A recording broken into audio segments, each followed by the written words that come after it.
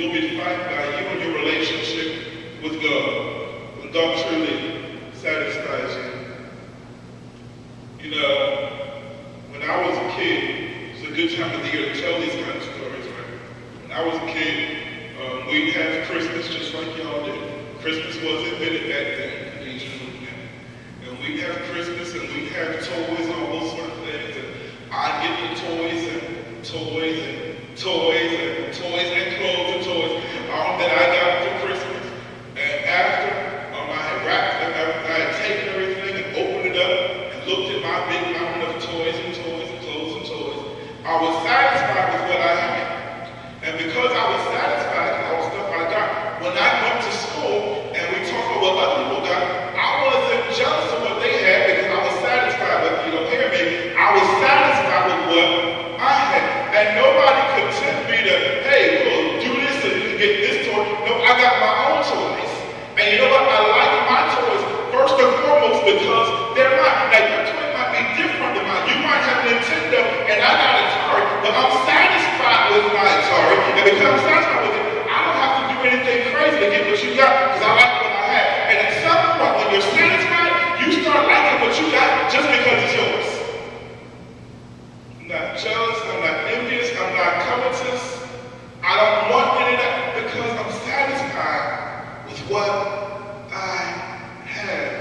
The Bible says that Paul said, I've learned in all things to be content. And it doesn't mean I have everything. It doesn't mean I got more toys than anybody else. It doesn't mean I got more stuff. But you know, it doesn't mean it means I'm happy with what I have. But more important than being happy with what you have is being happy with who you have. And if you can find a way, and there is no magic formula tonight, and I don't want to submit to you that today I want to give you 3 steps to satisfaction with God. What I'm submitting to you is that you need to learn how to seek God to get satisfied in Him. I'm submitting to you is that if you would go to God and say, God, there are areas in my life where I am honestly not satisfied, and I need you to minister to me. What I'm submitting to you is the promise of God that He will satisfy you in those deep, deep areas. Some of us struggle with just being hurt, and you just want to be around somebody so the hurt and the pain can go away. But you need God to satisfy that hurt, because what happens is that people come and they act like they're on your side. They're like, I understand you, I love you, I got you. But then, I don't know why, but after a while, they turn around and do the same thing, and they hurt, now you hurt twice. And you meet somebody else, you think it'll be different. But tonight I'm submitting to you, it will never, ever, ever satisfy. You can't trust people. I'm not saying that people are bad. What I'm saying is that people are not God. And you can't look for people to do what only God can do. But if you seek Him today, He will satisfy you. And you'll be able to stand against every temptation, against every trial, not because you're Superman, but because you're satisfied. I've had enough. I'm fine. Every once in a while, you'll see a guy that's successful, with a good head on his shoulders, or perhaps maybe he has a girl or doesn't have a girl. And so one will come present himself to her, herself to him, in a way that implies that she'd be willing to do sexual favors. And her reply to her, oh, no thanks, I'm good, I'm good, I'm good. And at some point, you've got to be able to get satisfied in God. Or then it comes to offer you stuff, you're going to say, you know what? And it's not a lot. And be honest, say, no, I really am good. I really don't need this. You know what the problem is in church? So many times we learn the language without actually having the internal victory. So we know what the language sounds like. We know that when the enemy comes, we're supposed to say, no, I don't want you. But really, we do still want it. But we've got to seek God enough so that it becomes no. I'm saying, like, no, I know, and I actually mean no. Young women know, men especially know, that men know the difference between no and no. We know when a woman says no and she means it. When a woman's just saying no, she don't really mean it. And nowadays, with bold women, women know the difference between no and no with men too. And no women are like, oh, no, or no, I really don't. And the enemy knows the difference between your no and your no. For so long, we've been satisfied with just telling the enemy no, but our hearts are being saying yes. And that's why we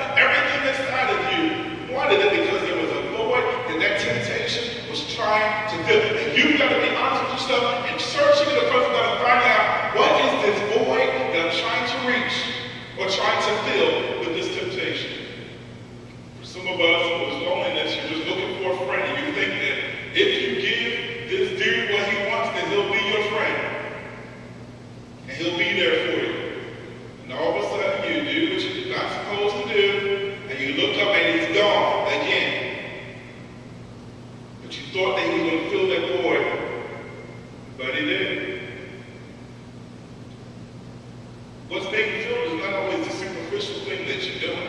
Sometimes, a lot of times, it goes far, far deeper.